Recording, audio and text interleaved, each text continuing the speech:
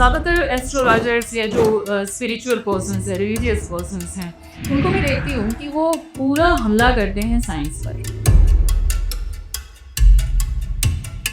आपके पास मैंने देखा लेटेस्ट आईफोन है, आप माइक में बैठ के पॉडकास्ट करते हैं, सोशल मीडिया के जरिए आप अपनी चीज़ों को पूरी दुनिया तक पहुंचा रहे हैं। ये सब कुछ साइंस की देन है। गाड़ी चलाते हैं सबसे लेटेस्ट मॉडल, फिर आप लोग साइंस को इतना ज़्यादा उसके पीछे क्यों पड़े रहते हैं? वैमानिक शास्त्र पूरा कि विमान कैसे बनेगा, क्या रचना पे बनेगा, क्या उसमें फ्यूल यूज़ होगा, पायलट्स का रूटीन कैसा होना चाहिए, सब कुछ उसमें लिखा हुआ है। देखिए आपका जो अस्त्र शस्त्र है वो गिरने लगा। पहले समय में बहुत एडवांस सभ्यता थी जिनके पास ये तक पावर था कि पत्थरों को काटते भी थे, पत्थरों को लेथ मशीन पे घुमा करके पूरा गोल बना देते थे तरीके से, और उसके ऊपर नक्काशियाँ भी कर देते थे। और नक्काशियों में डीएनए, नक्काशियों में जेनेटिक कोड साउथ के टेम्पल में मिलेगा। साइंस जो कर ही नहीं सकता। लेकिन साइंस की टेक्नोलॉजी की जो आप बात कर रहे हैं, आप वैमानिक शास्त्र की बात कर रहे हैं, राइट ब्रदर्स को आप क्यों इंतजार कर रहे थे? नहीं, कोई इंतजार नहीं क्यों कर रहे थे जब आपके पास वैमानिक शास्त्र था? क्यों जबरदस्ती ग्लोरीफाई करते हैं आप लोग? हिंदुस्तानियों ने क्यों एक भी विमान खड़ा किया?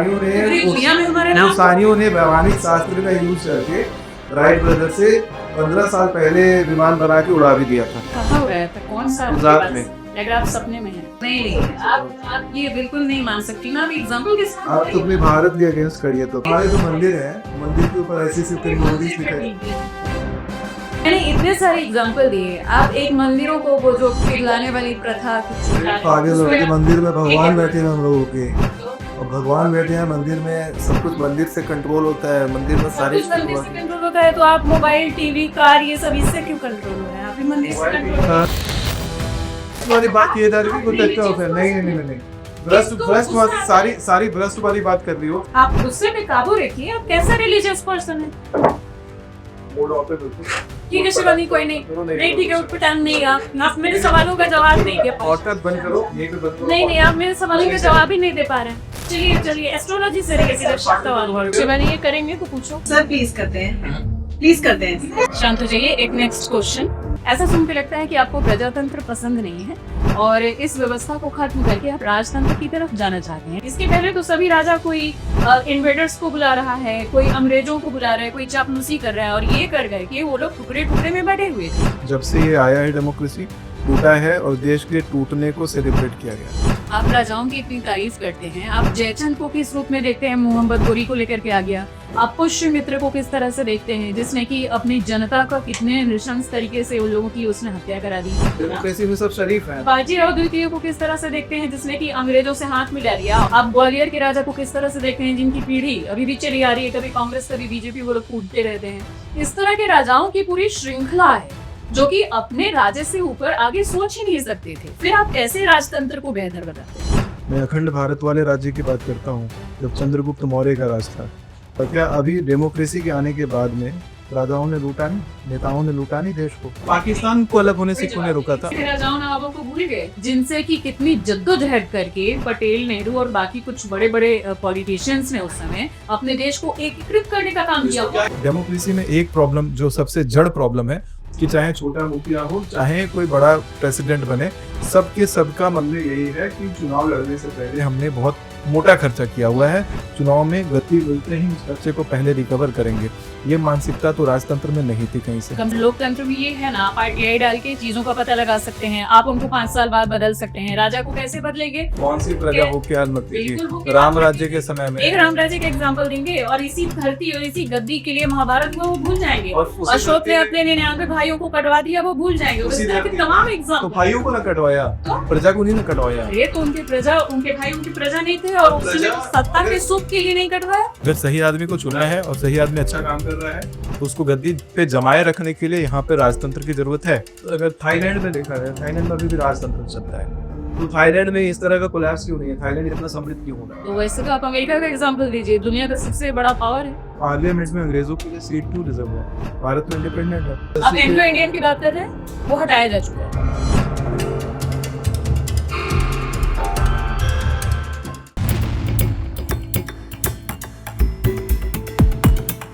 पब्लिक डिमांड पर एक बार फिर से मेरे पॉडकास्ट में मैंने इनवाइट किया है एक ऐसे शख्स को जो कि काफी ज्यादा वायरल हैं, फेमस हैं और कुछ हद तक कंट्रोवर्शियल भी हैं। डिक्टेटर एस्ट्रोलॉजर के नाम से ये मशहूर हैं सुमिताचार्य जी महाराज। बहुत बहुत स्वागत है आपका।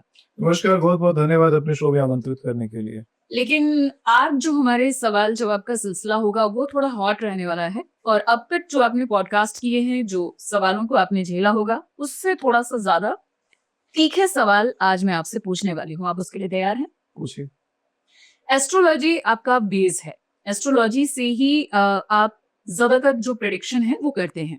बहुत सारे आपके प्रेडिक्शन हैं जिसके लिए आपने दावे किए हैं कि वो सच साबित हुआ है, और दावे क्या हमने भी देखे हैं कि बहुत सारे आपके प्रेडिक्शन सच साबित हुए हैं। एस्ट्रोलॉजी का जो बेस है, जिसके लिए जैसे कि पिछले पॉडकास्ट में मैंने आपसे पूछा था कि किस तरीके से जो चंद्रमा है या जो ग्रह हैं वो हमारी बॉडी पे, हमारी सेलेशियल बॉडी पर किस तरह से वो पोजिशनिंग करते हैं, असर डालते हैं। आपने टाइड का उसमें एग्जाम्पल दिया था कि समंदर पर जब टाइड का इतना ज्यादा असर है, तो चंद्रमा का इतना ज्यादा असर है, तो हमारी बॉडी में भी काफी हद तक वाटर है और इस वजह से उसका असर होता है। अब इसमें जो ग्रेविटेशनल फोर्स है उसको बेस मानता है फिजिक्स यानी कि साइंस। तो उसके अकॉर्डिंग ये है कि दो बॉडी जो हैं उनके मासेस के आधार पर वो तय होता है। जैसे कि मैं भी साइंस स्टूडेंट हूँ, आप भी साइंस स्टूडेंट है, आपने भी ये पढ़ा होगा। तो उसमें समंदर का जो मास है वो बहुत ही ज्यादा है। उससे अगर हम तुलना करें इंसानी शरीर की या किसी जानवर के शरीर की, तो उसका दूर दूर तक कोई लेना देना नहीं है। उसका असर जो होगा वो ना के बराबर होगा। अब जो साइंस कहता है, जो फिजिक्स का जो रूल कहता है, उसके अकॉर्डिंग दोनों जो बॉडी हैं उन दोनों के मासेस जितने ज्यादा होंगे और दोनों के बीच का डिस्टेंस जितना कम होगा वो असर उतना ज्यादा करेगा।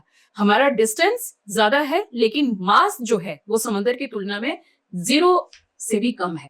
किस तरीके से फिर ग्रह या चंद्रमा जो कि उपग्रह है वो हमारी बॉडी पे असर डालेगा और किस तरीके से उस असर से हमारी लाइफ प्रभावित होगी, ये बताइए।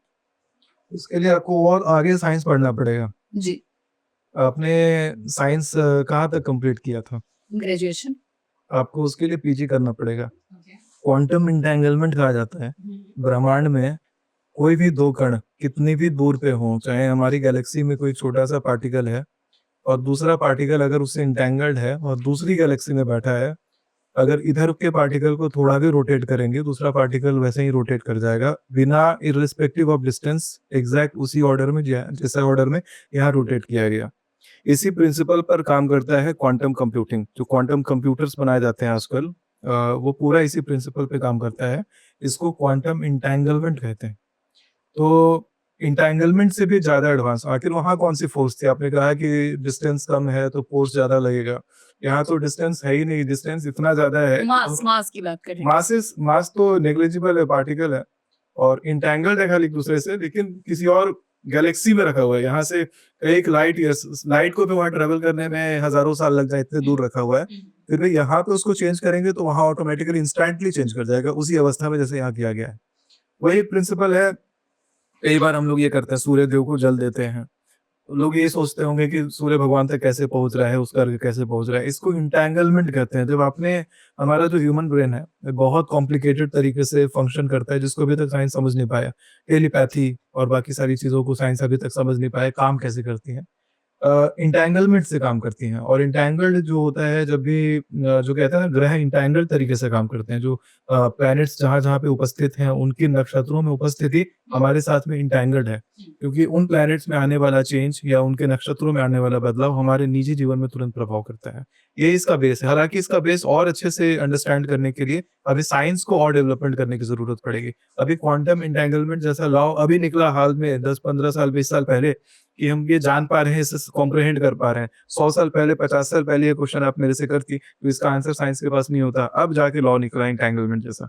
बिल्कुल। लेकिन आपने कहा कि आपने ग्रेजुएशन किया है साइंस से, आप पोस्ट ग्रेजुएशन अगर करती तो आपको पता होता। हाँ। तो उस आधार पर अगर हम देखें तो साइंस को ये चीज क्यों नहीं पता है? यानी साइंस तो इसको मानता ही नहीं है। उसने जितने अपने प्रैक्टिकल किए हैं, क्योंकि साइंस सिर्फ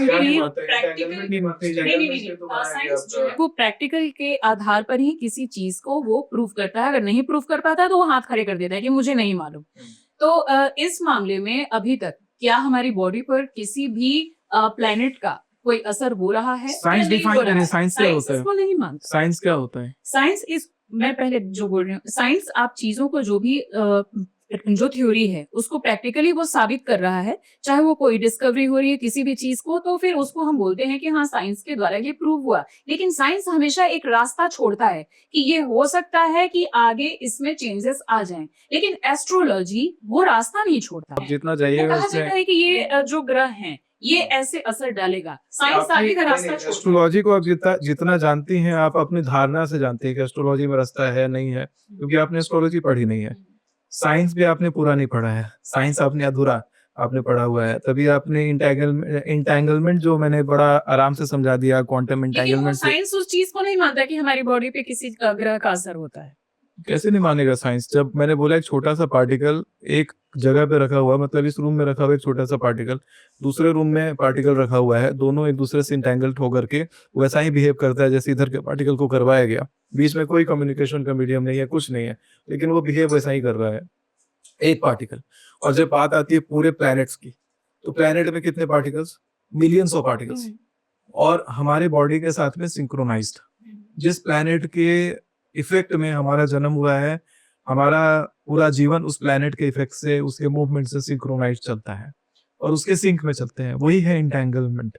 उस इंटेंगलमेंट को स्टडी करने के लिए बहुत सारे रिसर्च करने का जरूरत है, क्योंकि अगर हमने एस्ट्रोलॉजी को 20 साल पहले डिस्कार्ड कर दिया होता, आज इंटेंगलमेंट जब हम पढ़ रहे हैं तो हमें समझ में आ रहा है कि ये चीज तो एस्ट्रोलॉजी में होती है। तो साइंस इस चीज को मानता है, जो अब हालांकि एस्ट्रोलॉजी में कैसे इंटेंगलमेंट काम करता है वो भी बताया गया। साइंस अभी तक ये जानता ही नहीं कि इंटेंगलमेंट कैसे काम करता है।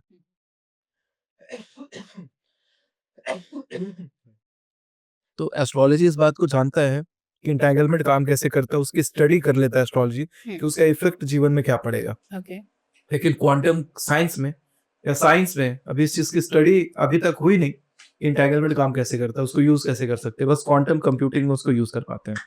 और मुझे लगता है कि अगर कुछ साइंटिस्ट जो हमारे इस पॉडकास्ट को देख रहे हो, मुझे मेरे लेवल से ऊपर की बात आपने कही, आई एक्सेप्ट इट, तो वो अगर देख रहे हो और उनको इस बारे में कुछ पता हो तो वो कमेंट करें, या मेल आईडी भी यहाँ पर है उसके थ्रू हमें बताएं, जिससे कि हम और नेक्स्ट पॉडकास्ट में इसको और वास्ट तरीके से देख सकें। इसके अलावा एक दूसरा सवाल ये है कि 4 तरह के मेन फोर्सेस की बात फिजिक्स ने अभी तक की है कि ये 4 फोर्सेस हैं जो कि हमारे बॉडी पे असर डालते हैं। Force, electrostatic force, gravitational force और weak force. Week and strong जो फोर्सेस होते हैं, वीक एंड स्ट्रॉन्ग सब एटॉमिक फोर्सेस कह सकते हैं, वीक एंड स्ट्रॉन्ग। लेकिन वो जो है वो एक एटम तक ही उनका असर होता है, और ग्रेविटेशनल फोर्स की ऑलरेडी हमने बात करी। इसके अलावा जो इलेक्ट्रोमैग्नेटिक फोर्स की हम बात कर रहे हैं, तो वो किसी भी ग्रह के पास अपना नहीं है, ग्रह या उपग्रह के पास। वो सन से वो लेते हैं, और सन का जो उन पे रेडिएशन आता है, उस रेडिएशन को जब वो रिफ्लेक्ट करते हैं तो वो धरती पे आता है, यानी हम लोगों पे पड़ता है, और वो बहुत ही माइन्यूट होता है। इन चारों के पास अगर किसी भी ये जो हम ग्रह उपग्रह की बात कर रहे हैं, उनके पास अगर अपना कोई फोर्स वैसा है ही नहीं जो हमारी बॉडी पे असर डाल सके, तो फिर किस फोर्स की हम बात करते हैं कि वो हमारी लाइफ को अफेक्ट करते हैं? देखिए, आपको आज एक सही एस्ट्रोलॉजर मिला जो इसका आंसर करेगा। इसमें मैं साइंटिस्ट चाहती हूँ कि मुझे इन सवालों की साइंटिस्ट की जरूरत है इस आंसर को करने के लिए, लेकिन अब साइंटिस्ट टेम्परामेंट से ही बताता हूँ फिर आपको। आपने स्ट्रिंग थ्योरी पढ़ी है कभी? नहीं याद नहीं, पढ़ी होगी याद। मैं आपको बताता हूँ। जब हम लोग धर्म में पढ़ते हैं कि भगवान शंकर के डमरू से, उनके वेग से सब कुछ निकला था, पूरे ब्रह्मांड की रचना केवल साउंड से हो गई थी। धर्म में, एस्ट्रोलॉजी में पहले यही कहा जाता है, लेकिन जब साइंस में आता है ये चीज, तो आता है कि 10⁻⁻22 साइज के स्ट्रिंग्स होते हैं, और वो स्ट्रिंग्स के ऊपर वाइब्रेशन होती है, और वही वाइब्रेशन रियलिटी है। मतलब वो स्ट्रिंग्स, इमेजिनरी स्ट्रिंग्स के ऊपर एग्जिस्टिंग वाइब्रेशन ही रियलिटी है। वही जो वाइब्रेशन है वही पार्टिकल्स बनता है, और पार्टिकल्स ही बाद में क्योंकि कोई पार्टिकल्स को आप टच नहीं कर सकते ना। अगर मैंने बोला कि ये 2 उंगलियों को मैं टच कर रहा हूँ, तो टच नहीं कर रहा। यहाँ पे इलेक्ट्रोमैग्नेटिक रिपल्सन में महसूस कर रहा हूँ कि मुझे, मेरे सेल्स को कोई फोर्स रिपेल कर रही है। ये touching is not actually touching. कोई एटम्स एक दूसरे को टच नहीं करवा रहा। अगर टच होगा तो न्यूक्लियर फ्यूजन होगा, ब्लास्ट हो जाएगा। तो यहाँ तो रिपल्सन है। तो ठीक उसी तरीके से क्या है कि स्ट्रिंग के ऊपर वाइब्रेशन होता है। वाइब्रेशन पार्टिकल के जैसा मैनिफेस्ट हो जाता है, और मैनिफेस्टेड पार्टिकल्स बाद में अलग अलग रूप पकड़ते हैं, जैसे क्वार्क, बोसॉन्स, लेप्टॉन्स। और बाद में यही बनते हैं न्यूक्लियॉन्स, यानी कि न्यूक्लियस के अंदर में न्यूक्लियॉन्स बनते हैं, न्यूक्लियस। और उसके बाद बाकी के ये जो सारी चीजें हैं, इलेक्ट्रॉन्स एंड ऑल, सब इन्हीं के वाइब्रेशन पर है।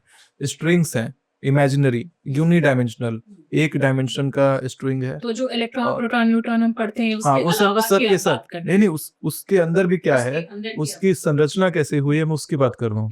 वो एक वाइब्रेशन है, only the vibrating thing, sound है वो। ओके। जो जितनी रियलिटी हमें दिखाई पड़ती है वो रियलिटी नहीं है, वो बस साउंड है। और ये पूरा का पूरा एक पॉइंट पर ही टिका हुआ है, मतलब सारी रियलिटी बस एक इमेजिनेशन है और ये एक पॉइंट पर ही टिका हुआ है। मैं आपको बताता हूँ कैसे। मुझे एक पेपर की जरूरत पड़ेगी, एक पेज लाइए। पेपर और हाँ, लाइए। महाभारत में मान लीजिए कि ये जो प्रोग है हमारा शक्ति यंत्र, ये मान लीजिए अर्जुन है और मैं भगवान श्री कृष्ण। अर्जुन ने जब ऐसे मैंने अर्जुन को रखा हुआ है तो अर्जुन मेरे बस कपड़े को देख पा रहा है, कपड़े को धागों को देख पा रहा है। मुझे दिखाने के लिए अर्जुन को डायमेंशन देना पड़ेगा। यहाँ लेंथ नहीं है ना, यहाँ पे लेंथ नहीं दिया मैंने अभी तक इसको, डिस्टेंस का डायमेंशन नहीं दिया है, बिल्कुल सटा हुआ है मेरे में। तो ये मुझे महसूस नहीं कर सकता कि मैं कितना बड़ा आदमी हूँ। ये देख सकता है कि एक छोटा सा, जितनी इसकी आंख मेरे कपड़े को छुई, देख सकता है इतना ही छोटा सा हुआ है। लेकिन अब मैंने इसको दिया डायमेंशन, डिस्टेंस, ये हुआ दिव्य दृष्टि, एक नया डायमेंशन। अब वो पूरा देख सकता है। जहाँ वो एक छोटा सेगमेंट देख रहा था, वहां ऐसे अनंत सेगमेंट देख रहा है। अनंत दिशाओं में मैं फैला हुआ, मुझे ये देख पा रहा है। जिधर देख रहा है उधर मैं हूँ। ब्रह्मांड भी ऐसा ही है। ब्रह्मांड में मेरी 7th क्लास में जो मैंने रिसर्च पब्लिश किया था, theory of constant light speed, कभी उसको पढ़िएगा। उस थ्योरी में मैंने समझाया था एक पेपर, इस पेपर में दो कोनों के बीच में सबसे शॉर्टेस्ट दूरी कितनी हो सकती है। मान लीजिए ये पेपर जो है 25 सेंटीमीटर का पेपर है, तो दो कोनों के बीच की शॉर्टेस्ट दूरी कितनी होगी। जब आप उसको मोड़ेंगे तो वहां पे वो दूरी अपने आप जीरो हो जाएगी, कम हो जाएगी। हाँ, दूरी जीरो हो गई ना। पूरा ब्रह्मांड भी ऐसे ही काम करता है। ब्लैक होल भी ऐसे ही काम करता है। ब्लैक होल तो क्या, मतलब पूरा ब्रह्मांड ही, हर चीज ब्रह्मांड में जो है, जब 5 डायमेंशन पे बात करेंगे ये तो जो किसी हम ग्लोब देख रहे हैं, वो ग्लोब भी उसमें हाँ, बहुत देशों के जो बीच में हमें दिख रही है बहुत ज्यादा, हाँ, तो वो कैसे फ्लाइट कम हो जाती है, क्योंकि वो उसका सराउंडिंग किसी भी दो पॉइंट के बीच में कोई दूरी नाम का चीज होता ही नहीं है, अगर एक डायमेंशन एक्स्ट्रा ऐड कर दिया जाए तो। जहां इसमें मैंने छेद किया और ये जो दूरी है ये सारी की सारी जीरो हो गई। तो इसी प्रकार से जो हम कहते हैं कि प्लैनेट्स हमसे दूर बैठे हुए हैं, दूर नहीं है, प्लैनेट हमारे ऊपर बैठे हुए हैं। हम लोग सब एक ही पॉइंट पर एग्जिस्ट करते हैं। अहम ब्रह्मास्मि। यहाँ मेरा एक सवाल है, सबसे जो हमारे ऊपर, हमारी बॉडी के ऊपर जो सबसे ज्यादा असर फिर किसी प्लेनेट का पड़ना चाहिए तो वो अर्थ है। बाकी सारी प्लेनेट की चर्चा एस्ट्रोलॉजी करती है, अर्थ की चर्चा क्यों नहीं करती? फिर आप इस बात को कॉन्ट्राडिक्ट कर रहे हैं। फिर आपने दूरी को, जब आपने दूरी देखी कि सबसे ज्यादा अर्थ का पड़ना चाहिए सर, वो गलत हो गया है। क्योंकि अर्थ से तो हम चिपके हुए हैं, हम उसी पे चल वही तो मैंने बोला, अभी जो मैं प्रूफ कर रहा हूँ यहाँ वो मैं पे। समझ गई, लेकिन अभी तो उसकी दूरी है ना, अभी तो सबकी दूरी है ना। नहीं, दूरी नहीं है किसी की, सबके सब चिपके हुए हैं, सब एक पॉइंट पर एग्जिस्ट करते हैं। और वही रीजन है कि फिजिकल वर्ल्ड में जो भी उनके पैरामीटर्स हैं हमारे जन्म के समय में, वो चीजें हमारे जीवन को आजीवन प्रभावित करेंगी। चलिए ये भी मान लिया कि वो बिल्कुल हमारे से उतने ही चिपके हुए हैं जितनी हमारी अर्थ है, और जितना वो असर डालेंगे, तो फिर हम उनका असर तो अपनी कुंडलियों में दिखाते हैं, अर्थ का असर क्यों नहीं दिखाते? देखिए, कुंडली में हम शनि की बात करते हैं, मंगल की बात करते हैं, अर्थ की बात क्यों नहीं करते? कुंडली में ग्रहों की बात की जाती है। तो क्या धरती ग्रह नहीं है? नहीं, कैसे? ग्रह का मतलब जो ग्रह है, धरती ग्रह है, लेकिन जो ग्रहों की बात करते हैं हम लोग कुंडली में, वो ग्रहण लगाने योग्य जो चीजें हैं, धरती के अलावा जो ग्रहण लगाते हैं वो ग्रह होते हैं। नहीं, जैसे तो चंद्रमा भी धरती ग्रहण, जैसे कि मान लीजिए एक प्लेनेट है, तो उसकी planet वही तो उस कुंडली में क्यों नहीं होती? ट्रांसलेशन गलत हुआ है यहाँ पे। प्लैनेट को ग्रह कहते हैं, यही ट्रांसलेशन गलत है। आप ग्रह मान के चलिए, प्लेनेट नहीं मानेंगे, अगर ग्रह मानेंगे तो ग्रह का मतलब होता है जो ग्रहण करने, ग्रह कहाँ से है, ग्रहण सबसे आया, जिसके अंदर ग्रहण करने की शक्ति हो, ग्रहण लगाने की शक्ति हो। तो ग्रहण लगता है किससे? शनि से लगेगा, चंद्रमा से लगेगा, सूर्य से लगेगा, मंगल से लगेगा, और आपका ये बृहस्पति से लगेगा, राहु से लगेगा, केतु से लगेगा। राहु केतु ये कहाँ से आ गए जब है ही नहीं? राहु केतु एग्जिस्ट करते हैं कहाँ exist? हमारे ग्रह प्रणाली में। राहु केतु कैसे एग्जिस्ट करते हैं जब वो है ही नहीं? हाँ, गुड पॉइंट। राहु और केतु अगर आप देखिएगा तो हमारे सौर मंडल में जितने हम लोग 9 ग्रह जानते हैं अभी, इनको वही बात है, यहाँ पे नॉमेनक्लेचर का बात आ जाता है। पुराने लोगों ने इस हिसाब से नॉमेनक्लेचर थोड़ी दिया था कि आगे भविष्य में जाकर के नेपच्यून बुलाएंगे और प्लूटो बुलाएंगे। तो उनको क्यों इसकी जानकारी नहीं थी? सिर्फ जो अपनी आंखों से देख सकते थे उसी को उन्होंने ग्रह माना। नहीं, और जब कैसे जुपिटर गैलीलियो को और नहीं गैलीलियो बाकी लोगों ने जब पूरे ग्रहों के बारे में जब हमें पता चला कि हाँ हम नंगी आंखों से जितना देख सकते हैं उतना दुनिया के ज्यादातर लोगों को वो पता था, उतना ही आप हमने नंगी आंखों से बृहस्पति ग्रह देख सकते हैं। पहले जो बोल रही हूँ आप उस चीज को समझिए कि जो नॉर्मल हाँ बृहस्पति भी था उसमें शामिल, बिल्कुल है। बृहस्पति दिखता है भी नंगी आंखों से। देखिए कुछ ऐसे उनके पास चीजें शनि थी, दिख- उतनी ही तक जितने की वो देख सकते थे, उन्हीं की आप बताइए ना, चर्चा कौन सी- शास्त्रों में भी है नहीं और नहीं कुंडली मैं में भी है। बताता हूँ, ब्रह्मा मुरारी लेकिन इन त्रिपुरांतकारी तीनों के बात बारे सही में है। अरुण वरुण यम, हाँ। जिसको कि हिंदी में जो कि हाँ। अभी आप बोल रहे थे, तो इनके बाद जब ये नहीं दिखते थे, गैलीलियो के बाद ये दिखना शुरू हुआ, तब जाकर के इनको ऐड किया गया। तो फिर ज्योतिषी इस पर खामोश क्यों हो गए? इनकी बताता चर्चा पहले क्यों नहीं? बताता हूँ, ब्रह्मा मुरारी त्रिपुरांतकारी भानु शशि भूमि सूतो बुधश्च गुरुश्च शुक्र शनि राहु केतु सर्व ग्रह शांति करा भवन्तु, एक मंत्र बोलते हैं, इसमें सभी ग्रहों का नाम आ जाता है जिनके कारण ग्रहण लगता है हमारे सौर मंडल में। अब क्या है कि ये जो सारे ग्रह हैं, मतलब जितने ग्रह अभी हम लोग जानते हैं सौर मंडल में, ये सब जो लिप्त हैं, ये सारे ग्रहों का इसमें नाम आ जाता है, जो कि गैलीलियो से बहुत पहले का बात है। जिस समय लोग ये तक सोचते थे, गैलीलियो नहीं, गैलीलियो तो बहुत पहले की बात होगी, आप 13th सेंचुरी में ला रही हैं। निकोलस कॉपरनिकस, हाँ, कॉपरनिकस पे लाएंगे। कॉपरनिकस ने मॉडल क्लेम करा था कि ब्रह्मांड में सूर्य जो है वो केंद्र होकर के सौर मंडल में बाकी ग्रह उसके चक्कर काटे हैं। लेकिन यही जो पॉइंट है, हमारी कुंडली को जब आप देखिएगा, जन्म कुंडली को, तो सूर्य के बगल में बुध, बुध के बगल में शुक्र, ये जो सिंक्रोनाइजेशन है ग्रहों का, कौन किसके बाद बैठा हुआ है वो एग्जैक्टली वही बैठा रहता है कुंडली में भी। और जहां तक रही बात की ये जो 9 ग्रहों का जब हम बात करते हैं, तो 9 ग्रहों का बार बार इसमें जिक्र रहता है, जो 9 ग्रह हमें नंगी आंखों से दिखाई नहीं देते हैं। आसमान में जब आप तारों को देखेंगे तो कौन से ग्रह हैं और कौन से तारे हैं वो भी डिस्टिंग्विश करना ये आम लोगों का चीज नहीं है। अभी उस समय, अगर जो आप लोग क्लेम करते हैं कि उस समय टेक्नोलॉजी नाम की चीज नहीं थी, जब नहीं थी टेक्नोलॉजी, तो उस समय ये फिर इतना डिस्क्रीट ऑब्जर्वेशन हुआ कैसे, जिसको ऑब्जर्व करने में मॉडर्न साइंस को 2000 साल लग गए। कैथोलिक साइंस, मैं कैथोलिक कर रहा हूँ, जो नहीं था उसको डाल दिया, जो था उसको नहीं डाला, ये कौन नहीं बताया था? गया। राहु केतु, उनका कोई फिजिकल बॉडी एग्जिस्टेंस नहीं है, उनको तो डाल दिया कुंडली में। उनका असर भी बता रहे हैं कि इसका गर्दन कटा है, आपके ऊपर ऐसे असर डाल रहा है, ये वैसे असर डाल रहे हैं। और जो ऑलरेडी हमारे केतु क्या है? ब्रह्मांड अच्छा, में- केतु कैसे नहीं है? केतु कैसे नहीं है हमारे सौर मंडल में? मैं बताता हूँ कैसे केतु है। केतु का सबसे ज्यादा मित्रता कहाँ होता है? बृहस्पति की राशि में केतु का मित्रता होता है। केतु कैसे एग्जिस्ट करता है वो समझिए। सौर मंडल में हालांकि अभी भी सारे के सारे ग्रहों को, डॉप प्लैनेट्स आदि को अभी भी सारा कैलकुलेशन किए नहीं है, या अभी तक पता नहीं है लोगों को कि कितने और भी हैं। अपने वाले सौर मंडल का लगभग अपने वाले पता है। लगभग पता है, लेकिन पूरा नहीं पता है। हाँ, ठीक है, साइंस दूसरी उसके बात लिए रास्ता छोड़ दूसरी के बात और रखा है। बताता हूँ। एक 2 ऐसे बेल्ट्स हैं हमारे सौर मंडल में, जैसे आप बता रही ना, राहु का एग्जिस्टेंस नहीं है, लेकिन राहु भ्रम पैदा करता है। राहु विशाल है, और केतु जो सर्प के जैसा शरीर धारण करता है, ये दोनों में आप डिफरेंस समझिए। राहु का केवल सर है, भ्रम है, और केतु जो है वो सर्प के जैसा है। सर्प के जैसा क्यों दिखाया गया किसी ग्रह को? बाकी ग्रह सब गोल गोल दिखाया गया, तरीके से दिखाया गया, केतु को सर्प के जैसा क्यों दिखाया गया? मतलब हमारे सौर मंडल में मंगल के बाद और बृहस्पति के पहले एक एस्टेरॉइड्स का बेल्ट पड़ता है। वो एस्टेरॉइड का जो बेल्ट है वो सर्प के जैसा है, पूरा एक चेन बना हुआ उसमें, वही है केतु। और जो सौर मंडल के बाहर एक आवरण सौर मंडल को घेरे रहता है, छोटे छोटे पत्थरों का, कॉमेट्स का, वो जो पत्थर है उसको कहते हैं काइपर बेल्ट। वो इतना बड़ा है कि अभी तक किसी ने काइपर बेल्ट को क्रॉस नहीं करा है। हमारे इवेंट होराइजन एक प्रोब गया था सौर मंडल के बाहर जाने के लिए, काइपर बेल्ट के रीजन को अभी तक वो भी नहीं क्रॉस कर पाया। काइपर बेल्ट जो है वो माया का आवरण, जिसको कहते हैं राहु।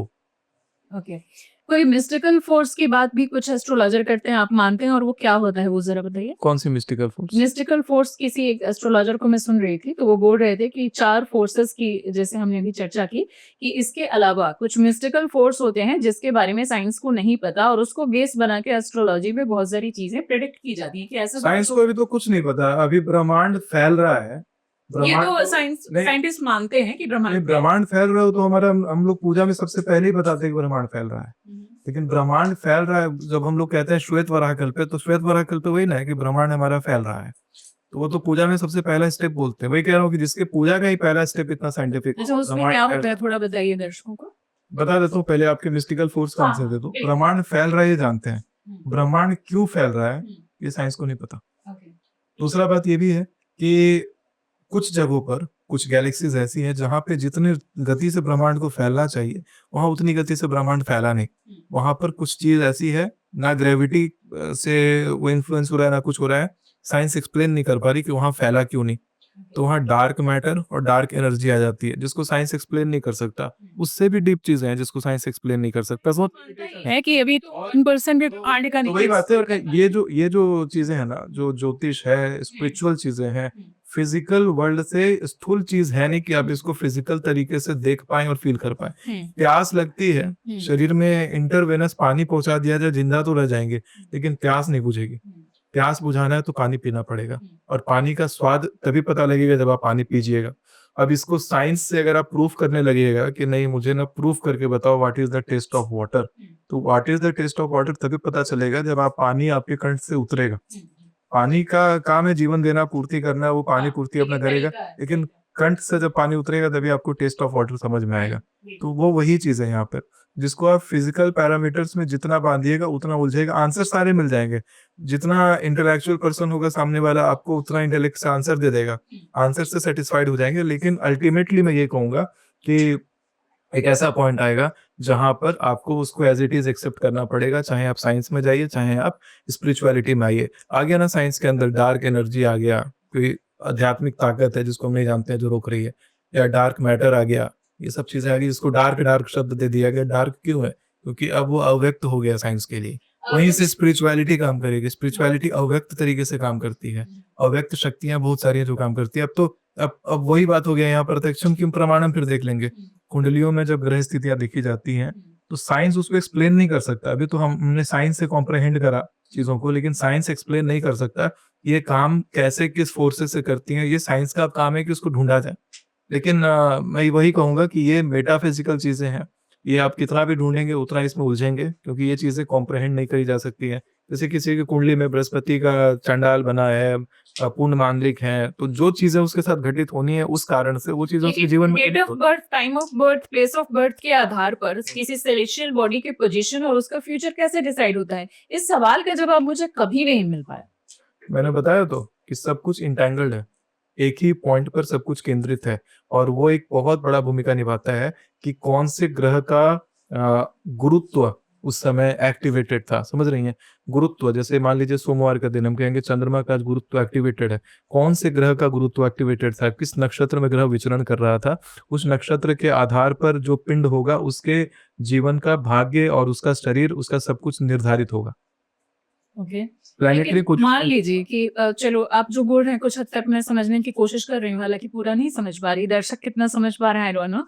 मान लीजिए कि हम फोर्सेस की बात कर रहे हैं, आप उसमें अलग अलग उसमें अपना टर्म यूज कर रहे हैं, लेकिन जैसे एक नॉर्मल कोई यंगस्टर है, कोई जेंजी जो हमारे पढ़ने वाला जेंजी होगा तो समझेगा, बी वाला जेंजी को समझ में नहीं आया। हाँ ठीक है, मान लीजिए कि हम फोर्सेस की बात कर रहे हैं, कैसे वो असर डाल रहे हैं उसकी बात कर रहे हैं। 40 फीट ऊंची बिल्डिंग से अगर आप कूदते हैं और मैं कूदती हूँ, दोनों लोग सेम फोर्स से लगभग सेम टाइम पर नीचे गिरेंगे। इसी तरह से ये चूंकि फोर्स, स्पीड, इन सब की जो हम लोगों ने पढ़ी है चीजें जो फिजिक्स में है, उस बेसिस पे वो है, वो सबको दिखता है कि कहीं से उस तरह के फोर्स जो है वो एक बराबर सब पर काम करेंगे। फिर एक ही साथ अगर बहुत सारे लोगों की जिंदगी है और एक ही तरह के वो ग्रह हैं, एक ही समय पे वो पैदा हो रहे हैं, इतने अलग अलग कैसे फिर उनका अलग अलग उनकी सारी चीजें चलेंगी? एक जैसा फिर कैसे हो सकता है कि 12 ही राशियां हैं, एक ही जैसी चीजें होंगी? ये कैसे होता है? नहीं, बात यहाँ पे आता है कि स्थान बदल जाता है। कभी भी एक स्थान पर एक ही चीज हो नहीं सकती। ये बात इसको साइंस के लैंग्वेज में अगर देखा जाए तो इसको कहते हैं हाइजेनबर्ग अनसर्टेनिटी प्रिंसिपल। ओके, कि same thing can not happen at the same time and same place. Same thing कि जैसे आपने कहा कि एक ही समय में तो इतने सारे बच्चे पैदा हो रहे हैं, पर एक ही प्लेस में इतने सारे बच्चे नहीं पैदा होंगे। मैं उसका आपको एक एग्जांपल देती हूँ। 1958 में लंदन में एक रिसर्च किया गया। रिसर्च करने वाले जो थे वो जेफरी डीन थे, जो कि साइंटिस्ट भी थे और एक एस्ट्रोलॉजर भी थे, यानी उन्होंने एस्ट्रोलॉजी की पढ़ाई भी की थी और साथ साथ वो साइंटिस्ट भी थे। तो उनको भी हम ही लोगों की तरह बहुत ज़्यादा क्यूरियोसिटी थी और इसी वजह से उन्होंने एक रिसर्च वहाँ पर किया अपने यूनिवर्सिटी में।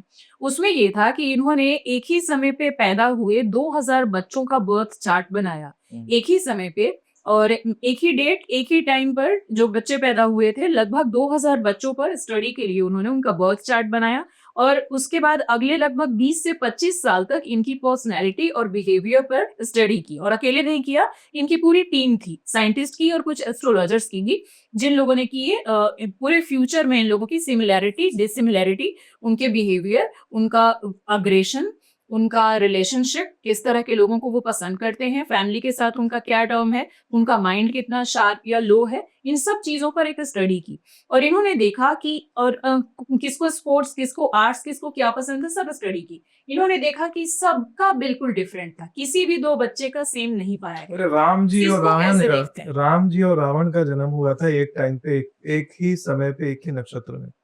राम जी का जन्म अयोध्या में, रावण का जन्म श्रीलंका?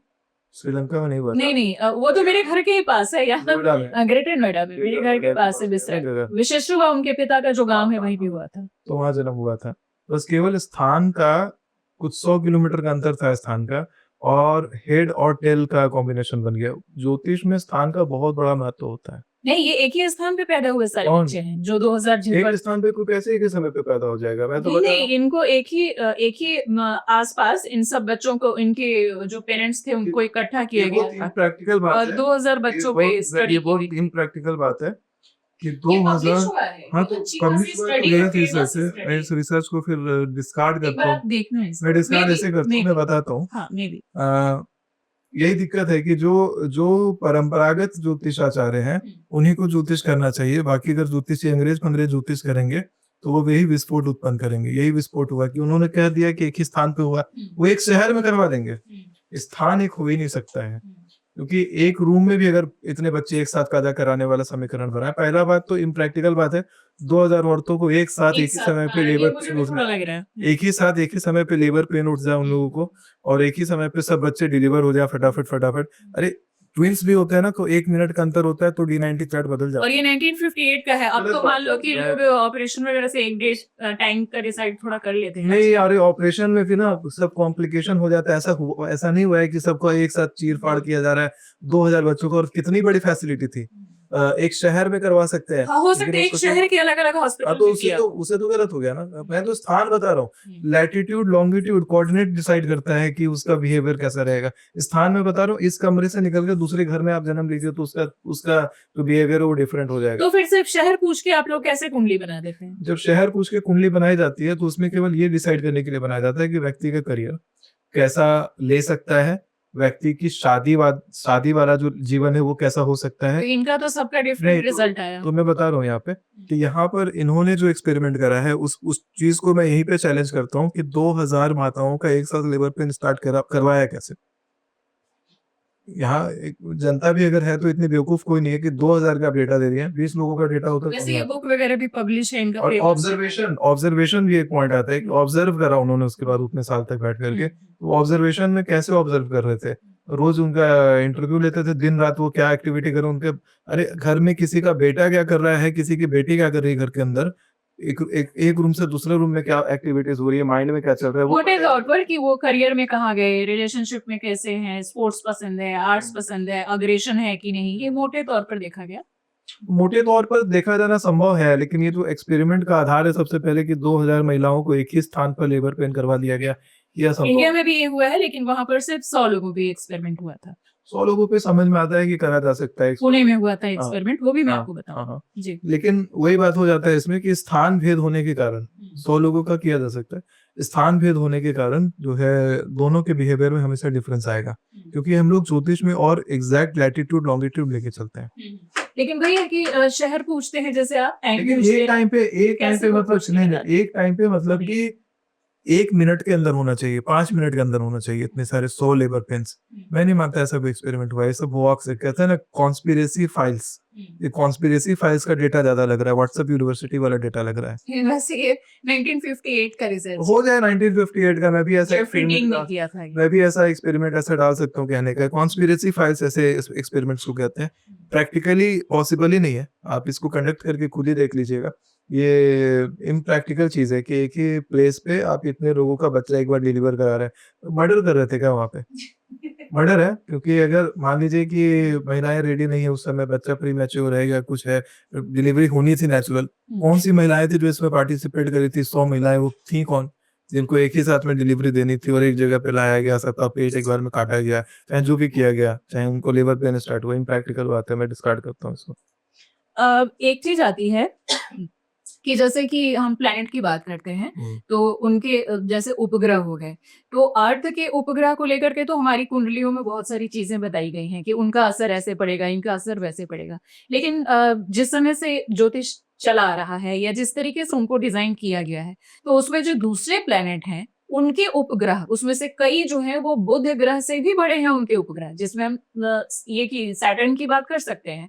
उनको क्यों नहीं कहीं से भी ध्यान दिया गया? उनको कहीं से भी कुंडलियों में स्थान क्यों नहीं दिया गया? क्या उनका असर कहीं किसी पे नहीं पड़ेगा? नहीं, नहीं पड़ेगा। क्यों? मूल रूप से ग्रहों का असर पड़ेगा जिनके कारण ग्रह लग रहा हो। शनि के उपग्रह से कभी सूर्य ग्रहण लगा है?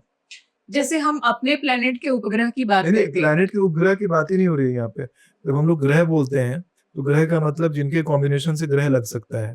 एक प्लैनेट और सैटेलाइट में जो ट्रांसलेशन हुआ है उसी से कंफ्यूजन क्रिएट हो रहा है ये सारा। ट्रांसलेशन थोड़ा सा हटाइए, जो एक्चुअल ग्रह का मतलब है जिसके कॉम्बिनेशन से ग्रहण लग सकता हो। कभी सुने हैं कि सैटर्न के चंद्रमा के कारण पृथ्वी पे ग्रहण लगा हो, चंद्र ग्रहण लगा हो या सूर्य ग्रहण लगा हो? कभी नहीं लगा है। तो वैसे ग्रहण तो बहुत सारे और भी ग्रह हैं जिनसे कि ग्रहण तो नहीं लगता, लेकिन उनसे जैसे कि मान लीजिए कि बृहस्पति है तो उससे ग्रहण तो नहीं लगेगा, लेकिन बृहस्पति से ग्रहण लगेगा। कैसे? बृहस्पति से लगा है ग्रहण, इतिहास में बृहस्पति से भी ग्रहण लगा है। सारे ग्रहों से ग्रहण लग चुके सभी हैं। ग्रहों से ग्रहण लगेगा। जो ग्रह नहीं खोजे गए थे उनके बारे में बताइए कि जब आपको उनका क्या लगता है कि उनकी डिस्कवरी हुई है उसके बाद? शनि का अभी मेरे जानने में, हमारे लग रहा है कि मेरे ही जानने में आज से 15-20 साल पहले शनि के कारण भी ग्रहण लगा था। सूर्य के सामने ऐसे शनि, क्योंकि सौर मंडल वैसा नहीं है ना जैसा हम लोग देखते हैं कि डिस्क के जैसा चल रहा है, हाँ। कॉपी में बनाते हैं, वैसा थोड़ी है। स्फेरिकल है, ये स्फेयर है और इसके चारों ओर इलिप्टिकल पाथ्स हैं, ऑर्बिट्स बहुत ही गुथे हुए हैं आपस में। ग्रहण लग जाता है, बाकी ग्रहों से भी लगता है। जितने ग्रह नाम लिए गए हैं सबके कॉम्बिनेशन से ग्रहण क्रिएट होता है। ओके, तो यानी कि उनके जो उपग्रह हैं उनका असर नहीं होगा किसी भी पर्सन पे? उपग्रह का नहीं होगा, वो पूरा एज अ होल ग्रह का होगा जो ग्रहण लगाने में हेल्प कर रहा है। ओके, अब उस सवाल का थोड़ा जवाब दीजिए जिस पर कि हम बात कर रहे थे कि किस तरीके से आप कुछ एक डिफरेंट बता रहे थे ना कि पहले हम मिस्टिकल फोर्स की बात कर रहे हैं कि कुछ मिस्टिकल फोर्स भी होते हैं, उसके अलावा और कौन सी चीजें होती हैं जो कि हमारी कुंडली को प्रभावित करती हैं? ऑब्वियसली वो जो चीजें हैं वो अभी अव्यक्त हैं। मैंने बोला कि वो फिजिकल फॉर्म में उन चीजों को नहीं समझा जा सकता, जैसे कि ग्रेविटेशन को लोग सोचते रह जाते हैं कि ग्रेविटेशन काम कैसे करता है। आज तक लोगों को पता ही नहीं ग्रेविटेशन काम कैसे करता है। लोग इसमें झूठ मूठ में बोलते हैं कि इसमें ग्रेविटॉन नाम के पार्टिकल होता है, लेकिन वो भी अभी तक हाइपोथेसिस है। ये स्पेस टाइम जो आइंस्टाइन बोलते हैं वो भी हाइपोथेसिस है। अभी तक लोगों को वास्तविक नहीं पता कि ग्रेविटेशन काम कैसे करता है, चीजें नहीं पता है, लेकिन फिर भी लोग एक्सेप्ट कर रहे हैं। और वही ज्योतिष में जब क्योंकि रिजल्ट आ रहा है, ज्योतिष में भी रिजल्ट आ रहा है, लेकिन रिजल्ट को मान रहे हैं, लेकिन फिर वहां कहते हैं कि नहीं हमें इसके पीछे का रीजन समझ में नहीं आया तो हम इसको डिस्कार्ड करते हैं। तो साइंस भी डिस्कार्ड करिए, साइंस में भी रिजल्ट आ रहा है, रिजल्ट सामने है कि हाँ सामान को ऐसे ऊपर से छोड़ रहे हैं तो नीचे गिर रहा है, लेकिन वो कैसे गिर रहा है वो साइंस अभी तक जानता नहीं है। तो इसको क्यों नहीं डिस्कार्ड कर देता है, इसकी स्टडी को डिस्कार्ड कर देना चाहिए। ट्रॉपिकल ज़ोडियाक जो है वो क्या होता है, उसको आप मानते हैं? कुछ होता है जिसमें कि जैसे ट्रॉपिकल ज़ोडियाक का ही नाम ये करके और न्यूज़पेपर वगैरह में डेली राशियां निकाली जाती हैं, उस पे लिखा होता है ट्रॉपिकल ज़ोडियाक। इन पे नहीं उस पे मानता। मैंने इन पे नहीं एक पढ़ा मानता। था कि उसमें एक स्टडी है तो उसमें ये बता रहा है कि हर साल लगभग 20 मिनट वो ट्रॉपिकल ज़ोडियाक पीछे हट जाता है, यानी कि उसका स्पीड डिफरेंस हो जाता है, 20 मिनट का फर्क है। लेकिन इसके बावजूद जो है राशियां उसी तरीके से अभी भी चली आ रही हैं। लेकिन यानी कि अगर मान लीजिए कि आप 100 साल का वक्त देखें तो 100 साल में तो फिर हर साल 20 मिनट तो बहुत लंबा हो जाएगा। इसके बावजूद जो राशियां बनाई जा रही हैं उसी ट्रॉपिकल ज़ोडियाक को ध्यान में रख के और उसी को फिर पब्लिश किया जाता है, तो इससे तो फिर मैच नहीं करेगा, तो फिर उसको चेंज क्यों नहीं किया जाता? हाँ, ये पूछिए, कहते हैं ना कैथोलिक पोप से पूछिए ये सवाल। उन लोगों को ज्यादा तो नहीं नहीं उन लोगों से पूछे ये सवाल कि क्यों चेंज नहीं किया जा रहा है। हम लोग वाला पूरा सिस्टम ले लिए हैं, महीना वाला जो नियम होता है, मंथ बाय मंथ जो हमारा चलता है। है ना वही कि अक्टूबर 8वां महीना होना चाहिए। हमारा तो 2 मास में लगता है। हाँ, नवंबर 9वां महीना होना चाहिए था। तो अक्टूबर हो गया 10वां महीना, नवंबर हो गया 11 महीना, क्योंकि अक्टूबर चिक चिक कर रहा है कि हम 8 हैं, मतलब 8। तो पहले अक्टूबर ही 8वां महीना था, अप्रैल से ऐसे शुरू होता है साइकिल, और हमेशा से अप्रैल फूल बुला करके जनवरी से साल शुरू करवा दिए, इसीलिए ये गड़बड़ क्रिएट हो रहा है। ओके। ये कहते हैं वैदिक पंचांग वाला कैलेंडर कैरी करेंगे तो प्रकृति के सिंक में चलेंगे, ओके। और ये सब कैलेंडर कैरी करेंगे तो ये सब गड़बड़ा देगा।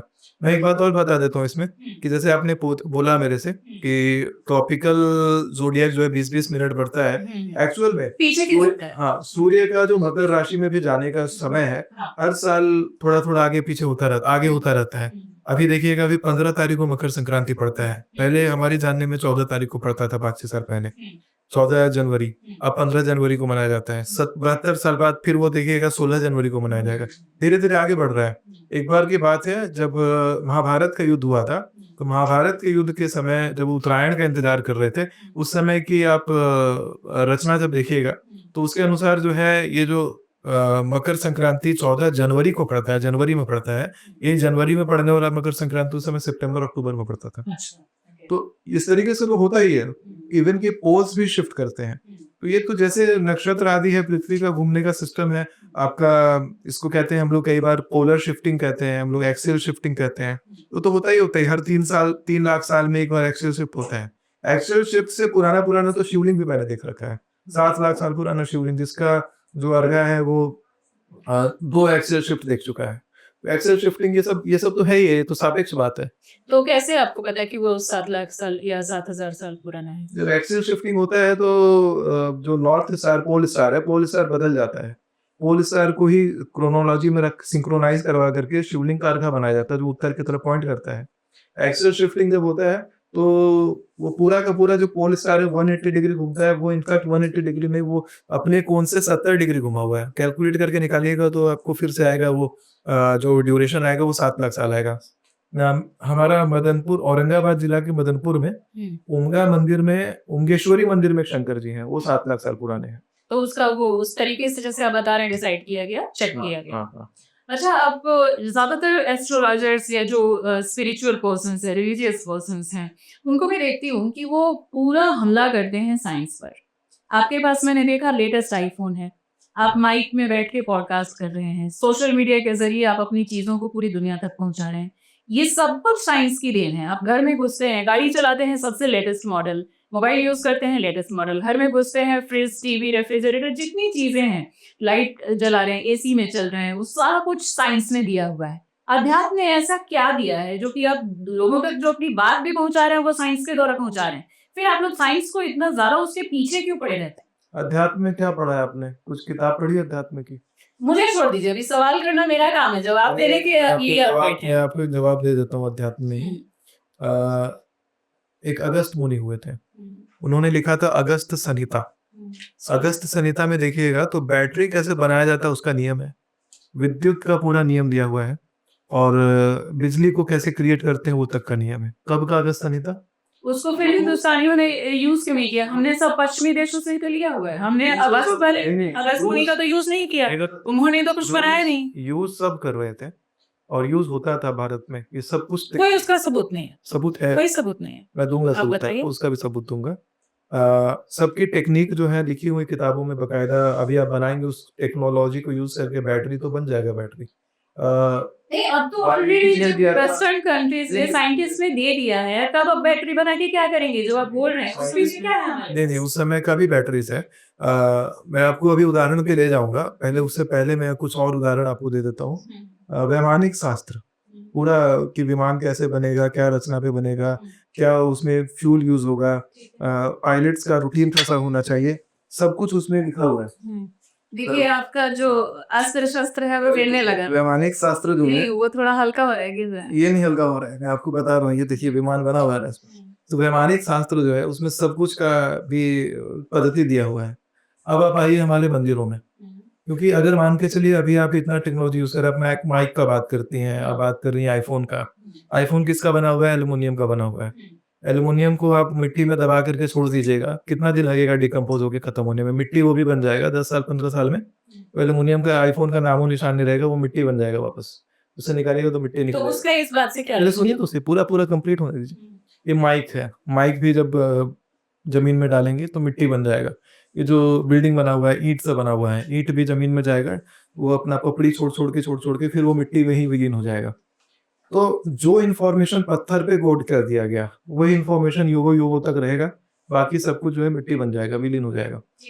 पहले समय में बहुत एडवांस सभ्यता थी जिनके पास ये तक पावर था कि पत्थरों को काटते भी थे, पत्थरों को लेथ मशीन पे घुमा करके पूरा गोल बना देते थे तरीके से, और उसके ऊपर नकाशियां भी कर देते थे। और नकाशियों में डीएनए, नकाशियों में जेनेटिक कोड साउथ के टेम्पल में मिलेगा।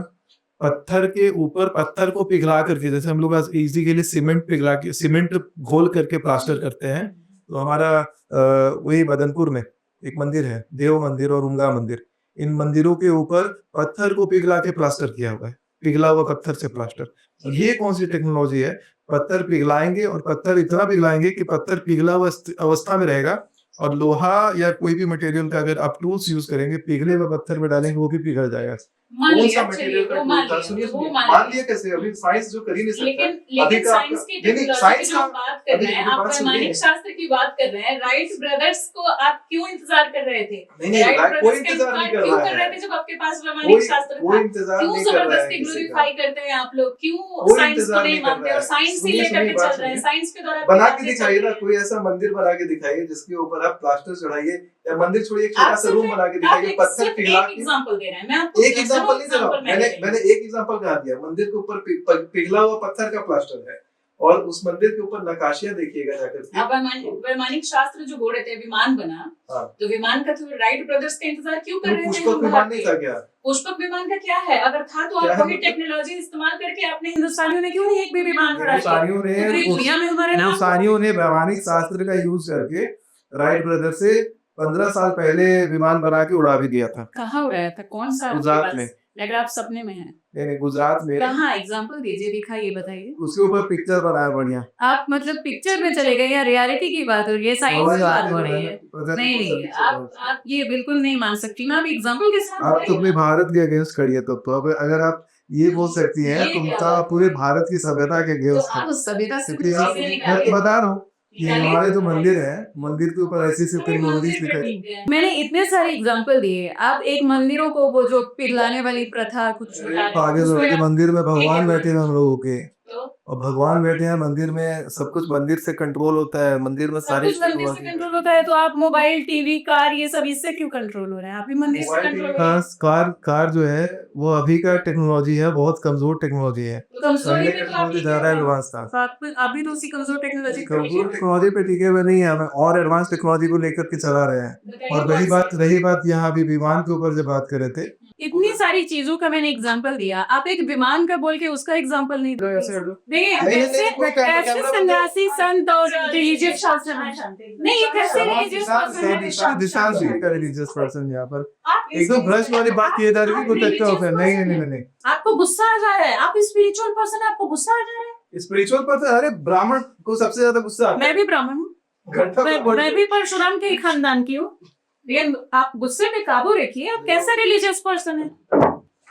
मूड ऑफ है बिल्कुल। जब मैंने ये करेंगे तो पूछो, आगे करेंगे तो पूछो। सर प्लीज करते हैं, प्लीज करते हैं। धर्म को लेकर के एक बार भी मैं कोई बात नहीं सुनूंगा। ये चैनल पे मैं इसलिए स्पेशली आया था कि यहाँ पर धार्मिक चर्चा होगी और तुम लोग धर्म के धज्जियां उड़ा रहे हो। मैं यहाँ पे बैठा हूँ, वही बड़ी बात समझ लो। मैं किसी को बुलाने पैसे नहीं बैठता। अच्छा, किसी ने स्पेशल रिक्वेस्ट करके मुझे यहाँ भेजा था, तब मैं जाकर के यहाँ पे आया हूँ। ठीक है। शांत हो जाइए। एक नेक्स्ट क्वेश्चन।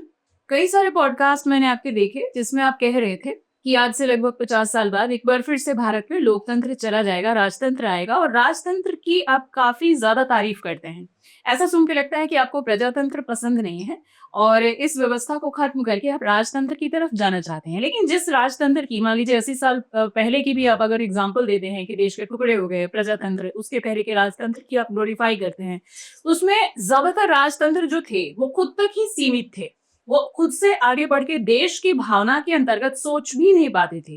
वो देश की भावना तो अब जाकर के आई है, यानी कि जब हमारा ये एक नया हिंदुस्तान जब पैदा हुआ है 80 साल पहले, इस समय इसकी स्थापना हुई है। इसके पहले तो सभी राजा कोई इन्वेडर्स को बुला रहा है, कोई अंग्रेजों को बुला रहा है, कोई चापलूसी कर रहा है, और ये कर गए कि वो लोग टुकड़े टुकड़े में बटे हुए थे। अभी फिर टुकड़े नहीं हो किस रहे, आधार पर आप इसको कहते हैं? अभी टुकड़े नहीं हो रहे देश। एक देश तो है, कहाँ है? एक देश तो है कम से कम। अभी टुकड़े हो रहे हैं इसके। कैसे टुकड़े हो रहे हैं? सब देश में देश वैसे नहीं बनता, देश बनता है लोगों की मानसिकता जब एक होती है तब देश बनता है। साउथ इंडिया में अलग देश का डिमांड है, डिमांड है, कौन उसको मान रहा है? एक देश है भाई, सिक्किम के पास में अलग देश का डिमांड है, डिमांड ही रहेगा, वो छोटी मोटी चीजें चलती रहती जम्मू हैं। में जो देश का डिमांड था पीओके चला गया है, पाकिस्तान बांग्लादेश हाथ से चला गया है। ठीक है। सब टूटा है, जब से ये आया है डेमोक्रेसी टूटा है, और देश के टूटने को सेलिब्रेट किया गया है। आप राजाओं की इतनी तारीफ करते हैं, आप जयचंद को किस रूप में देखते हैं? मोहम्मद गोरी को लेकर के आ गया। आप पुष्यमित्र को किस तरह से देखते हैं, जिसने कि अपनी जनता का कितने नृशंस तरीके से उन लोगों की उसने हत्या करा दी, या उनके खिलाफ ही रहा, उनको लूटने का काम किया। ये भारतीय राजाओं की सिर्फ मैं बात कर रही हूँ। बाजीराव द्वितीय को किस तरह से देखते हैं? अंग्रेजों को डेमोक्रेसी में सब शरीफ है। बाजीराव द्वितीय को किस तरह से देखते हैं, जिसने कि अंग्रेजों से हाथ मिला लिया और अपने ही देश के जो आसपास के राज्यों के राजा थे उन सबको उसने कितना डिमोलिश करवाने का काम किया। आप ग्वालियर के राजा को किस तरह से देखते हैं, जिनकी पीढ़ी अभी भी चली आ रही है, कभी कांग्रेस कभी बीजेपी, वो लोग कूदते रहते हैं। इस तरह के राजाओं की पूरी श्रृंखला है जो कि अपने राज्य से ऊपर आगे सोच ही नहीं सकते थे। फिर आप कैसे राजतंत्र को बेहतर बताते हैं? तो उनका जो राज्य होता है राजाओं का, वो राज्य इतना छोटा संकुचित नहीं था। मैं अखंड भारत वाले राज्य की बात करता हूँ, जब चंद्रगुप्त मौर्य का राज था। राजा ने राज किया, और जैसे राजा ने राज किया वैसी प्रजा चली। अब उस राजाओं में से ऐसे राजाओं की जब बात करी जा रही है जिन्होंने इन्वेडर्स को लेकर के आए थे, क्या अभी डेमोक्रेसी के आने के बाद में राजाओं ने लूटा नहीं, नेताओं ने लूटा नहीं देश को? हर लेकिन साल देश की जो भावना है, वो देश एक संगठित है, चाहे जितनी पार्टियां भ्रष्टाचार करें, ये लेकिन तो वो संगठित देश है, वो नहीं, एक चुनाव होता है। ये जो संगठित भावना तो हम देश की बात कर रहे हैं, यही भावना में से कुछ ऐसे संगठन से लोग जब उठ करके आएंगे जो जैसे खलिस्तान मांगते हैं, खलिस्तान वाले संगठन से उठ करके, यानी क्योंकि यहाँ तो हर कोई राजा बन सकता है, वो जब गद्दी पे बैठेगा ऐसे रिफॉर्म्स लेकर के आएगा कि खलिस्तान देश से अलग हो जाएगा, और आने वाले समय में भारत के और टुकड़े नहीं होकर होने दिखाई देगा पड़ेंगे। उसको, नहीं कौन होने रोकेगा? देगा। कौन रोकेगा? जो पहले के समय में, जैसे अब पटेल की रोकेगा कौन? मान लीजिए एक एग्जांपल दे दी मैं। रोकेगा कौन, ये तो बताओ। जब पाकिस्तान अलग हुआ था किसी तो देश पाकिस्तान को क्यों नहीं रोका उस अलग? समय जब इन्हीं राजाओं ने पाकिस्तान को अलग होने से क्यों नहीं रोका था? पाकिस्तान को अलग होने से क्यों नहीं रोका था? बांग्लादेश को? कब से जवाब दूंगी। नहीं, जिस नहीं, समय सुनो, जिस पहले ये समय बताओ, नहीं पहले ये बताओ, हम्म, किसी का भी राज था, हम्म। पाकिस्तान को अलग होने कैसे दिया था देश से? जब पाकिस्तान हमारे देश का अभिन्न भाग था, तो जस्ट बिकॉज कि एक पॉलिटिशियन को उसकी गद्दी मिलनी थी, अगले पॉलिटिशियन को दूसरी गद्दी मिलनी और थी, उस समय के दोनों राजाओं ने प्रधानमंत्री आपको भूल गया। दोनों उस प्रधानमंत्री समय के राजाओं नवाबों को भूल गए, जिनसे कि कितनी जद्दोजहद करके पटेल, नेहरू और बाकी कुछ बड़े बड़े पॉलिटिशियंस ने उस समय अपने देश को एकीकृत करने का काम किया। इसको क्या कहते हैं? ये एकत्रित अभी कितना ज्यादा अच्छा, विरोध कर रहे थे, जिसमें कि अब एकत्रित, जम्मू कश्मीर के हर हिस्से एक कृत खाली अभी हुआ है, डेमोक्रेसी में खाली अभी हुआ है। ऐसा वो जब तब नहीं होता था जब थाईलैंड में राजा हुआ करते थे अलग, उधर यूनान में अलग राजा हुआ करते थे, यमन के अलग राजा हुआ करते थे, और सबको एकत्रित चंद्रगुप्त मौर्य ने जो करके अखंड भारत का निर्माण किया था, तब ये चीज नहीं हुआ था। उस समय मान लीजिए 2-3 बार अखंड भारत और उस तरह की चीजें हुई। उस समय भी जो छोटे छोटे स्टेट के राजा थे, जो मेन राजा को टैक्स दिया करते थे, अलग अलग राज्य के राजा थे, वो भी पूरे टाइम यही काम करते थे कि जनता से ज्यादा टैक्स लेते थे। आप बोल रहे हैं कि सारे राजा अच्छे होते थे, राजतंत्र अच्छा होता है, वो टैक्स लेते थे, अगल बगल के राजाओं के ऊपर हमेशा ही हमले करते रहते थे, जिससे कि उनको हड़प लें, अपने राज्य की सीमाओं को बढ़ा लें। अभी वही तो बात है। हाँ, तो थोड़े वक्त के लिए रहा था। तो राज्य की सीमाओं को बढ़ा ले, कम से कम बढ़ाने का तो सोचते थे लोग उस समय। अपने ही देश के राज्य दूसरे राज्यों पर वो हमला करते थे। मान लीजिए कि हमारा पाकिस्तान में राज्य की योगी जी हमला करते थे नीतीश कुमार के ऊपर में, उसी एग्जाम्पल नहीं, ये नहीं होता था। वहां पर होता था क्या कि छोटे छोटे तालुकों के जो राजा होते थे उनके ऊपर भी महाराज हुआ करते थे, महाराज के ऊपर चक्रवर्ती सम्राट हुआ करते थे। तो इस प्रकार की पूरी व्यवस्था होती थी, वो एक अलग ही व्यवस्था है। उस व्यवस्था में कोई कमी नहीं थी इस प्रकार की। हाँ, कुछ भ्रांतियां रहें, कुछ चीजें जरूर रहेंगी कि राजा जो है आपस में कोई खराब राजा है, कोई अच्छा राजा है, ये जरूर होता है, ये नेता में भी होता है, हर जगह होता है। लेकिन डेमोक्रेसी में एक प्रॉब्लम, जो सबसे जड़ प्रॉब्लम है, कि चाहे छोटा मुखिया हो, चाहे कोई बड़ा प्रेसिडेंट बने, सबके सबका मन में यही है कि चुनाव लड़ने से पहले हमने बहुत मोटा खर्चा किया हुआ है, चुनाव में गद्दी मिलते ही उस खर्चे को पहले रिकवर करेंगे। ये मानसिकता तो राजतंत्र में नहीं थी कहीं से। कम राजतंत्र में ये नहीं था, लोकतंत्र में ये है ना, आप आरटीआई डाल के चीजों का पता लगा सकते हैं, आप उनको 5 साल बाद बदल सकते हैं। राजा को कैसे बदलेंगे? वो सोने का मुकुट पहन रहा है और सामने जो उसकी प्रजा है वो भूखे हाल मर रही है, तो भी सोने के मुकुट और सोने का कौन सी सिंहासन प्रजा? और 20-20 रानियां लेके चलने से उनको नहीं, फुर्सत नहीं। नहीं होती थी। कौन सी प्रजा होके हाल मरती बिल्कुल थी? भूखे राम हाल राज्य मरती के थी। समय में एक राम राज्य का एग्जाम्पल देंगे और इसी धरती और इसी गद्दी के लिए महाभारत हुआ वो भूल जाएंगे। और उसी अशोक धरती ने में- अपने 99 भाइयों को कटवा दिया, वो भूल जाएंगे। और उसी इस तरह के धरती में- तमाम तो एग्जाम्पल। भाइयों को ना कटवाया, तो प्रजा को नहीं ना कटवाया। अरे तो उनके प्रजा, उनके भाई उनकी प्रजा नहीं थे और और उसने प्रजा सत्ता के अगर- सुख के लिए नहीं कटवाया।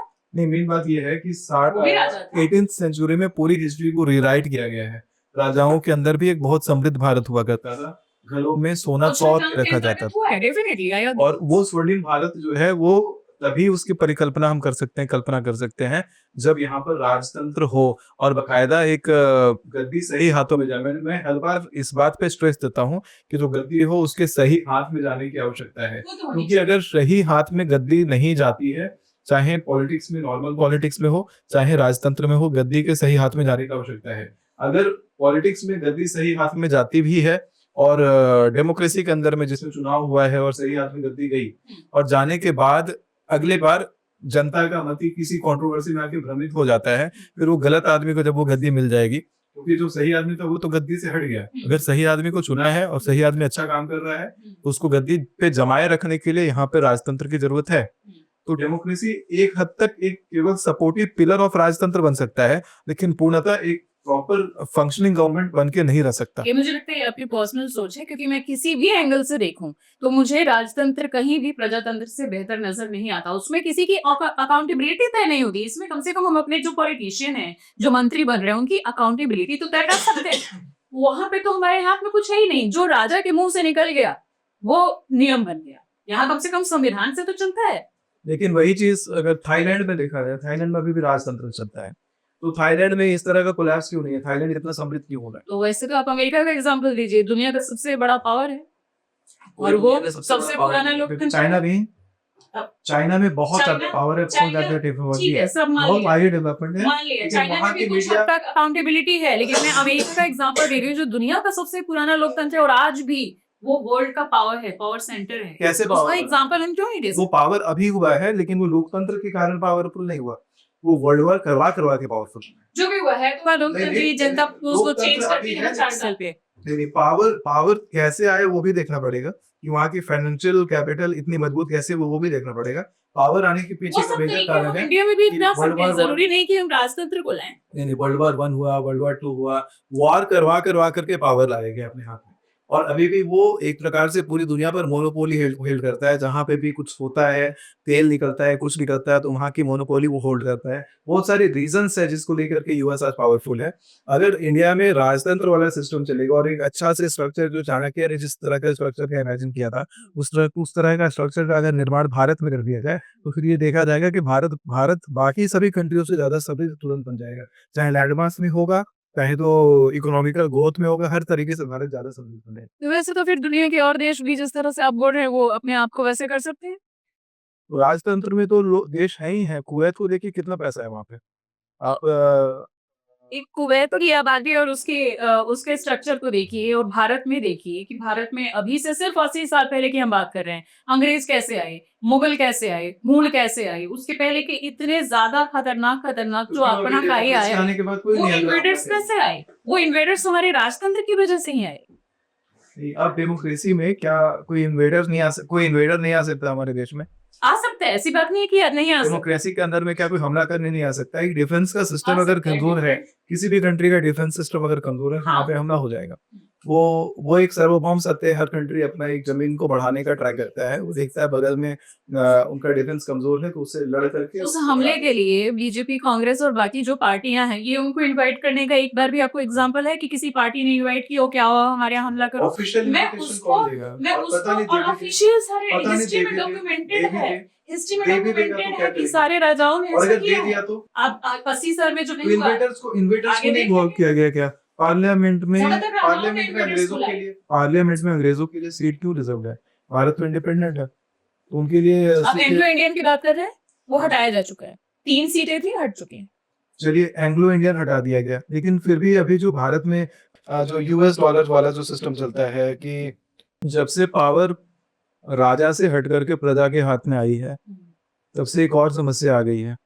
क्या? कि भारत के अंदर में आप देखिएगा कि कई सारे ऐसे लोग हैं प्रजा में ही, शादी कर लेते हैं विदेशियों से, रोहिंग्यों से, और शादी करने के बाद अपने पार्टनर को, खुद नहीं खड़ा होते, अपने पार्टनर को चुनाव में खड़ा करवाते हैं, और चुनाव में खड़ा करवाने के बाद जब वो जीत जाते हैं चुनाव, अपनी बहुमत के कारण जीत जाते हैं जो भी है, तो जीतने के बाद फिर भारत में ऊट पटांग हरकतों को फ्यूल करते हैं, फंड करते हैं। और इस चीज का ये ऐसे टर्माइट के जैसे घुस गए हैं कि हम लोग इसको जान रहे हैं, लेकिन सिस्टम एक बन गया है जिसके कारण हम इसको डिस्कार्ड नहीं कर पाते। और इस प्रकार से हमारा जो पूरा स्ट्रक्चर है गवर्नमेंट का, वो पूरा का पूरा फॉरेनर माइंडसेट से और फॉरेनर को इन्वेट करवाने के लिए उस तरीके से प्रोग्राम हो चुका है कि हमारे भारत में बड़े आराम से फॉरेनर्स आ रहे हैं और बड़े आराम से भारत में एडमिनिस्ट्रेटिव पोजीशन को पकड़ रहे हैं अपने हस्बैंड के द्वारा या अपनी वाइफ के द्वारा। तो ये तो चलिए, इंग्लैंड में अभी एक इंडियन भी शासन किए हैं और उसको हमने खुद सेलिब्रेट किया, ये तो चलो इंटरनेशनल। यहाँ पर ये इंटरनेशनल चीजें नहीं, बांग्लादेश के जैसे लोग आते हैं तो वो भारत में लीगल तरीके से घुसते हैं, शादी करते हैं, शादी करने के बाद फिर घुस गए पॉलिटिक्स में, और पॉलिटिक्स में अच्छे अच्छे पोजीशन अब होल्ड कर रहे हैं, उस तरीके से इनडायरेक्ट तरीके से वो लीड कर रहे हैं। तो इस प्रकार से जब ये डेमोक्रेसी का ये कमजोरी है कि बांग्लादेश जैसा बगल में एक कंट्री हमारे भारत के गवर्नमेंटल स्ट्रक्चर को, मिस पॉलिटिकल स्ट्रक्चर में घुस गया है और इसको अंदर अंदर से कमजोर बना रहा है। नेपाल के साइड से कोई बॉर्डर नहीं है, कोई भी इंटर कर जाता है, बांग्लादेश से इंटर कर जाता है, म्यांमार से बड़ा आराम से आदमी इंटर कर जाता है। तो इन्वेजन तो हो ही रहा है, ये डायरेक्ट वो कहते हैं ना, इनडायरेक्ट दूसरे डायरेक्ट इन्वेजन नहीं कर रहे हैं, लेकिन इन्वेडर आ रहे हैं इसमें भी, और बड़े आराम से आ रहे हैं। और आप कहते हो कि इन्वेडर्स बुलाए नहीं जा रहे, इन्वेडर्स बुला भी रहे हैं। आपने रिकॉर्ड देखा होगा कितने सारे नेताओं का, कितने सारे लोगों का इसमें नाम आता है इन्वेडर्स बुलाने। उन पे कार्रवाई भी होती है। कार्रवाई क्या होती है? कार्रवाई अभी देखा है, ये कार्रवाई का कोई रिजल्ट नहीं आता। कितनी कार्रवाई हुई और चली गई ऐसी कार्रवाइयाँ, कोई रिजल्ट इसका दिखाई नहीं पड़ता है। इन्वेडर्स आराम से आ रहे हैं भारत में और आराम से आकर के शासन भी कर रहे हैं। तो वही बात है कि डायरेक्ट जो लड़ाइयाँ जैसे पहले हो जाती थी, जिस प्रकार से युद्ध दिखाया जाता था, उस तरह का युद्ध नहीं है। और ना पहले भी इस तरह से युद्ध होते थे। पहले भी युद्ध बहुत ही स्ट्रेटेजिक तरीके से होते थे। पूरी सेना को वो एक रणनीति है, तरीके की नीति है, ये भी रणनीति चली जा रही है। तो सरकार चाहे कोई भी हो, कोलैप्स करता है, लेकिन अगर वही राजा का सरकार रहेगा, राजा के हाथ में सब रहेगा, तो राजा इंस्टेंट डिसीजन ले सकता है, जो सरकार में इस तरीके से डिसीजन नहीं लिया जा सकता। और इंस्टेंट डिसीजन अगर धर्मार्थ नीति का राजा बैठ करके डिसीजन लेता है, तो प्रजा पूरी धर्मपरायण हो जाएगी। मैंने कहा जैसा राजा वैसा प्रजा। अभी देखिए डेमोक्रेसी का तो बहुत बढ़िया उदाहरण अमेरिका में देखा है, लेकिन एप्स्टीन फाइल वाला जो कांड हुआ है वहां पर, एप्स्टीन फाइल में तो पता लग गया कि कितना अधर्मी आदमी राज कर रहा है। वो भी पता लगने के बाद भी अभी भी राज कर रहा है, अभी भी उसका नाम हम लोग एक अच्छी ग्लोरीफाई कर रहे हैं कि why US is so powerful, Trump कितना बढ़िया है। ये सारी चीजें हम लोग ग्लोरीफाई क्यों कर रहे हैं? वो तो गंदी नाली के कीड़े हैं जिन्होंने अभी ये की और अपना धर्म सब कुछ बेच दिया। ये कहते हैं कि पैसे कमाने का बहुत तरीका होता है, पैसा लूट के भी कमाया जा सकता है और पैसा मेहनत से भी कमाया जा सकता है। भारत उनमें से है जिसने मेहनत से कमाया है, उनके पास जो पैसा है वो लूट का पैसा है।